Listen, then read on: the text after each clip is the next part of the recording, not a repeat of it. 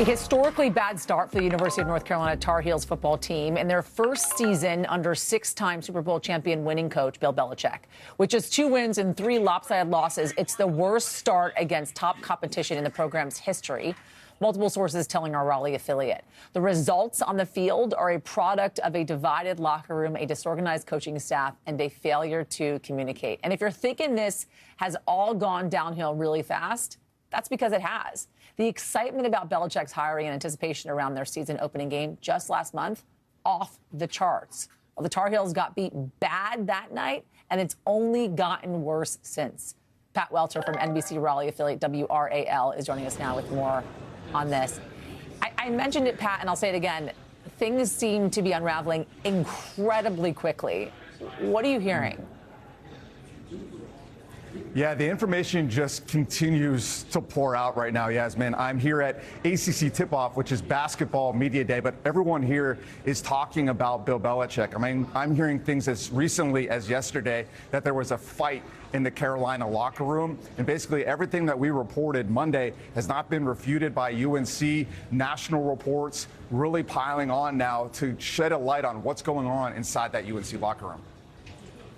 Is there any sense that possibly his NFL management style is not necessarily translating to the college level, if that's why this may not be working? Like, he's the Bill Belichick that won all these Super Bowls, but nonetheless, he can't necessarily do it at the college level because it just takes a different style? I think that's probably a fair assessment based on what I've heard from sources about how the program is being run.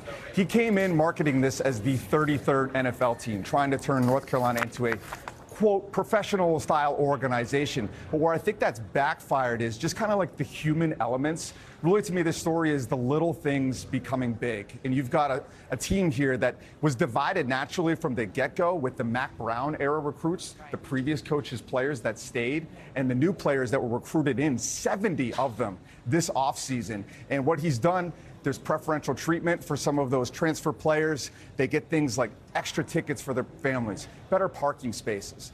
Those are little things, but then when you're talking about a locker room that was kind of divided naturally, he's done very little to bring this team together based on what I'm hearing from sources. And then there's an overall lack of communication and relationships between the players and his coaching staff. And I think you're seeing that play out on the field. You can't get outscored 120-33 against Power 4 competition unless you have some kind of issues in your locker room. What we're seeing right now is a team that is divided.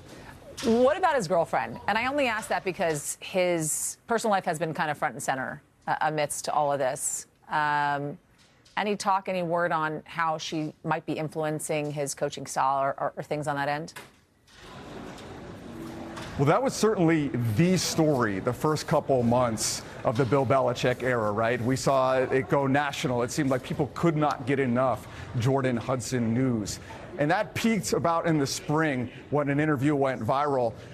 And they made a conscientious effort to put the focus back on football. They hired an extra PR person to specifically help manage Bill Belichick. And I think you saw that during the spring. And that's when I had sources telling me about some of these issues back in the spring. But other sources were saying things were getting better. And you saw that in the press conferences, the way they were running things. But I can tell you right now, Jordan Hudson is still around. As recently as Saturday's press conference, she's standing there after their 38-10 loss to Clemson, next to the highest and most powerful decision makers at the University of North Carolina. So she's clearly involved. Does she influence them on the field? I would say no. Pat Welter with our Raleigh affiliate WRAL. Thank you.